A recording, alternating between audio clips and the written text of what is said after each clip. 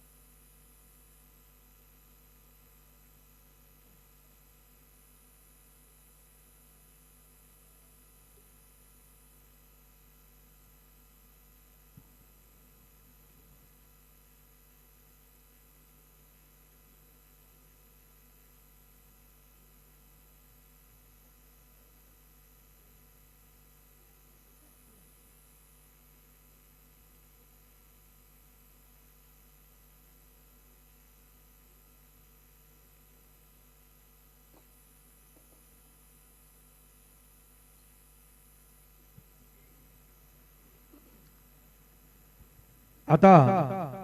धूप आरती सुरू होत आहे। सर्वांनी एका सुरात आरती मनावी। अब धूप आरती शुरू हो रही है। आप सब एक सुर में आरती गाइए।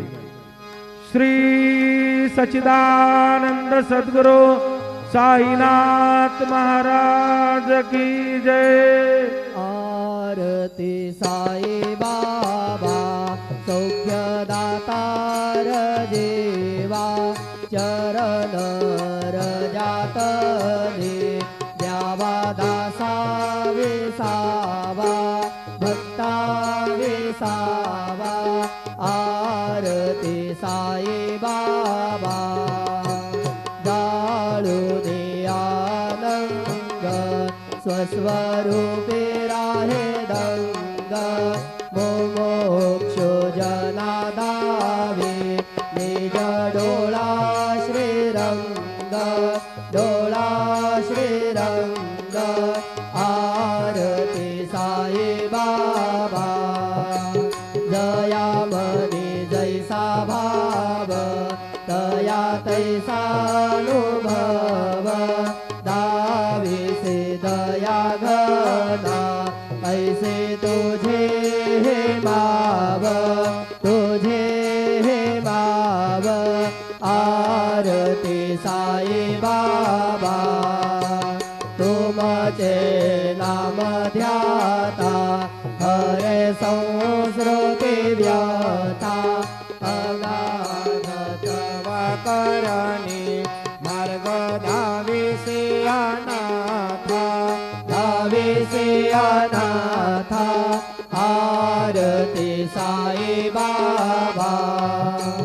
कलियुगे अवतार सगुण पर ब्रह्म साचार अवतीर्ण झाला से स्वामी दत्त दिगंबर दत्त दिगंबर। आरती साई बाबा आठा दिवसा गुरुवारी भक्त करे देवारे प्रभु पद पाहावया भव भय निवारे भय निवारे। आरती साई बाबा माझा निज द्रव्य ठेवा तव चरण रज सेवा मागणे हेची आता तुम्हा देवाधिदेवा देवाधिदेवा। आरती साई बाबा इच्छित दिन चातक निर्मल तोया निज सुख पाजावे माधवाया सांभाळ आपुले भाक आपुले भाक। आरती साई बाबा सौख्यदातार देवा चरण रजात दे द्यावा दासा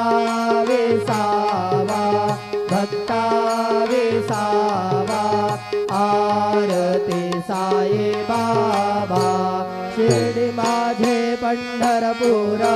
साई बाबा रमावर बाबा रमावर साई बाबा रमावर शुद्ध भक्ती चंद्रभागा भाव कुंडलिक जागा कुंडलिक जागा भाव कुंडलिक जागा याहो याहो अवघे जन करू बाबांचे वंदन साई से वंदन करू बाबांचे वंदन जणू म्हणे बाबा साई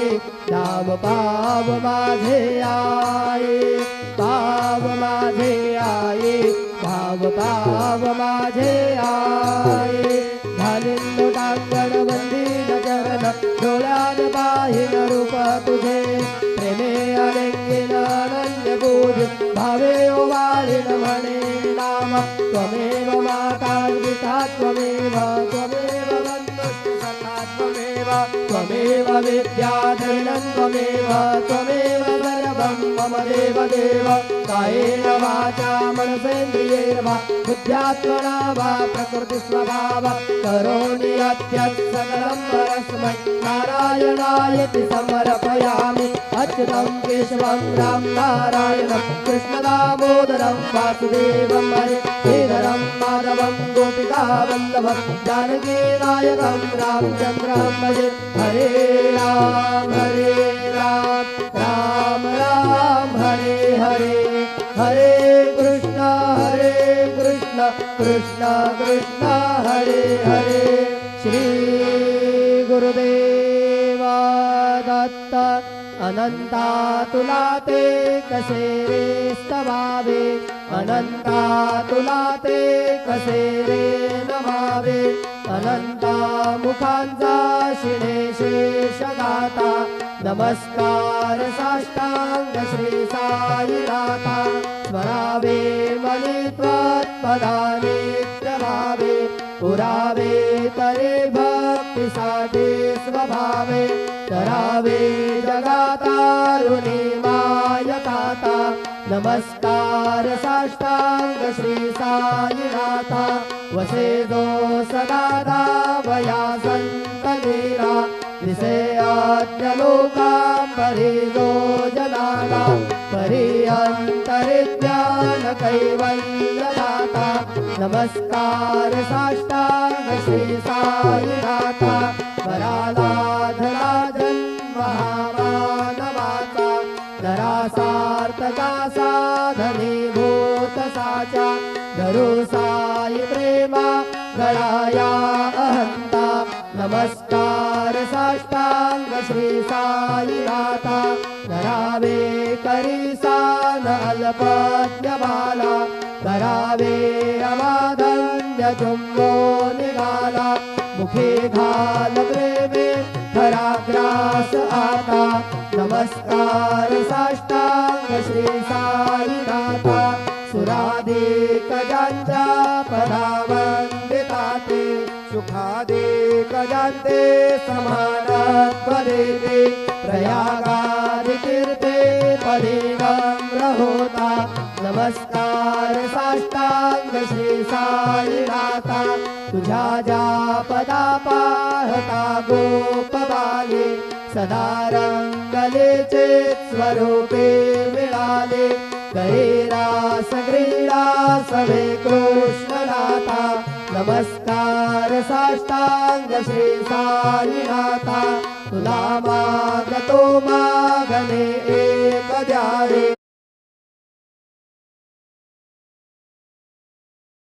कराजोग हातारी आता नमस्कार साष्टांग श्री साईनाथा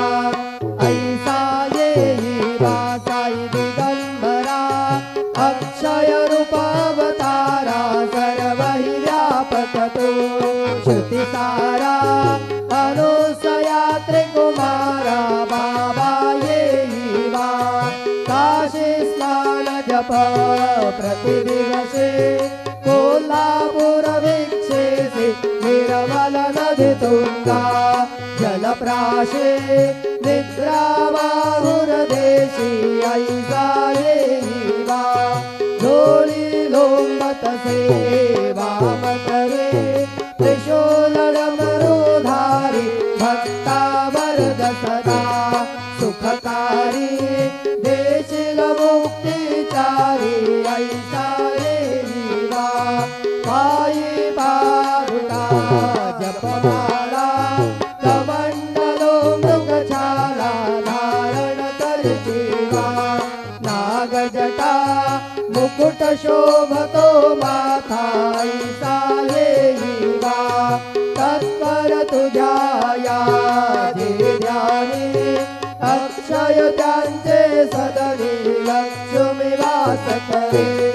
दिनरजने रक्षति संकट वारुणी ऐसा येई वा या परिध्यान तुझे गुरुराया दृश्य करी नयनाया पूर्णानंद सुखे हिताया नाविसी हरि गुण गाया ऐसा येई वा साई दिगंबरा अक्षय रूप अवतारा सर्व हि व्यापक तो श्रुति सारा अनुसया त्रिकुमारा भावा येई वा सदा सत्स्वरूपं चिदानन्दकन्दं जगत्संभवस्थानसंहारहेतुं स्वभक्तेच्छया मानुषं दर्शयन्तं नमामीश्वरं सद्गुरुं साईनाथं भवद्वान्तविद्वं समार्ताण्डमीड्यं मनोवागतीतं मुनिर्ध्यानगम्यं जगद्व्यापकं निर्मलं निर्गुणं त्वां नमामीश्वरं सद्गुरुं साईनाथं भवाम्भोधिमग्नार्दितानां जनानां स्वपादाश्रितानां स्वभक्तिप्रियाणां समुद्धारणार्थं कलो सम्भवन्तं नमामीश्वरं सद्गुरुं साईनाथं सदा निम्बवृक्षस्य मूलाधिवासात् सुधास्त्राविणं तिक्तमप्यप्रियन्तं करुकल्पवृक्षाधिकं साधयन्तं नमामीश्वरं सद्गुरुं साईनाथं सदा कल्पवृक्षस्य तस्याधिमूले भवद्भावबुद्ध्या सपर्यादि सेवा गुणापूर्वतां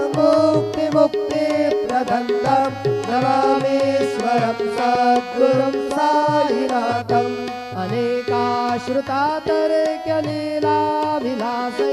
समावेशकृतेषा नभास्वत्प्रभावम् अहं भावहीनं प्रसन्नात्मभावं नमामीश्वरं सद्गुरुं साईनाथं सदा विश्रमाराममेवाभिरामं सदा सज्जनैः संस्तुतं सन्नमध्ये जनामोदगं भक्तभद्रप्रदन्तं नमामीश्वरं सद्गुरुं साईनाथम् अजन्माद्यमेकं परब्रह्म साक्षात् स्वयं सम्भवं राममेवावतीर्णं भवद्दर्शनात् सम्पुनीतप्रभोऽहं नमामीश्वरं सद्गुरुं साईनाथम् श्री साईश कृपानिधे किल नृणां सर्वार्थसिद्धप्रद युष्मत्पादरजप्रभावमतुलं धातापि वक्ता क्षमः सद्भक्त्या शरणं कृताञ्जलिपुट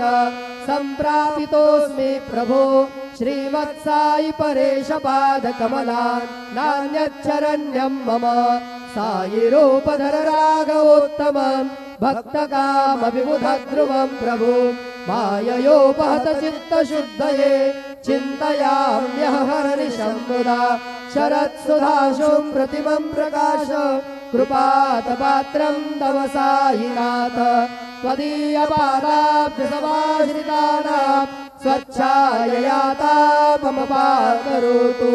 उपासनादैवत साईनाथ स्तवैर्मयोपासनिना सुतस्त्वं रमेन् मनोन्मे तव पादयुग्मे भृङ्गो यथाब्जे मकरन्दलुब्धः अनेकजन्मार्जितपापसंशयोर्भवेत् भवत्पादसरोजदर्शनात् क्षमस्व सर्वानपराधपुण्यकान् प्रसीद साई सद्गुरो दयानिधे श्री साईनाथ चरणामृतपूत चित्ता तत्पादसेवनरता सदरञ्ज भक्त्या संसारजन्य दुरितौ धवनिर्गतास्ते कैवल्यधाम परमं समवाप्नुवन्ति स्तोत्रमेतत्पठेद् भक्त्या यो नरस्तन्मना सदा सद्गुरो साईनाथस्य कृपापात्रं भवेत् ध्रुवम् रुसो मम प्रियाम्बिका मजवरी पिता हि रुसो मम प्रियाङ्गना प्रियसुतात्मजा हि रुसो भगिनी बन्धुः श्वशुरसासुबाई रुसो न दत्त गुरु साई मा मजवरी कधे रुसो पुसो न सुनबाई त्या मदन भ्रातृजाया पुसो न प्रिय सोयरे प्रिय सगे न ज्ञाति पुसो सुहृदना सखा स्वजननाप्तबन्धो पुसो परेण गुरु साई मा मजवरी कधे रुसो न बलामुले तरुण वृद्धहीना पुसो न गुरु धाकुटे मदन थोरसाने पुसो न च भले बुरे सुजन साधुहीना पुसो परेण गुरु साई मा मजवरी कधे रुसो चतुरतत्त्ववे विबुध प्राज्ञानी रुसो हि विदुषे श्रिया कुशल पंडिता हि रुसो महीपतीयते भजकतापसे रुसो न दत्त गुरु साई मा मजवरी कधे रुसो कवि ऋषि मुनि अनघ सिद्ध योगी रुसो हि गृह देवता निकुल ग्राम देवी रुसो कलपिशाच हे मलिगणाकिनी रुसो न दत्त गुरु साई मा मजवरी कधे रुसो मृगखगद्रुमे अखिल जीव जन्तु रुसो विटप प्रस्तरा अचल आपगाधे रुसो कपवनाग्निवात् अवनि पञ्चतत्त्वे रुसो न दत्त गुरु साई मा मजवरी कधे रुसो विमल किन्नरा अमलयक्षिणी रुसो शशि खगादिः गगनि तारका रुसो अमर राज हि अदय धर्मराजा रुसो न दत्त गुरु साई मा मजवरी कधे रुसो मन सरस्वती चपल चित्तते रुसो वपुदिशा किला कठिन काल तो हि रुसो सकल विश्व हि मयि तु ब्रह्म गोला रुसो न दत्त गुरु साई मा मजवरी कधे रुसो विमूढ मनुनि हसो मत्सराहीणसो पदाभिरुचि उल्लसो जनन कर्दमेलापसो न दुर्गधृति साधसो अशिव भाव मागेतसो प्रपंचि मन हेरुसो दृढ विरक्ति चित्ते कसो कुणाचि गृणानसो न च स्पृहा कशाचि असो सदैव हृदये वसो मनसि ध्यानि साई वसो पदे प्रणयवो रसो निखिल दृश्य भावादिसो न दत्त गुरु साई मा उपरि याचने लारुसो हरि ओम जत्नेन जत्नमय जन्त देवा स्थानि धर्मानि प्रथमान्यासन्न तेहनागं महिमानः सजन्त यत्र पूर्वे साध्या सन्ति देवाः ॐ राजाधिराजाय प्रसय्य सायिने नमो वयं वै श्रवणाय कुर्महे समे कामान् कामकामाय मय्यं कामेश्वरो वै श्रवणो दधातु कुबेराय वै श्रवणाय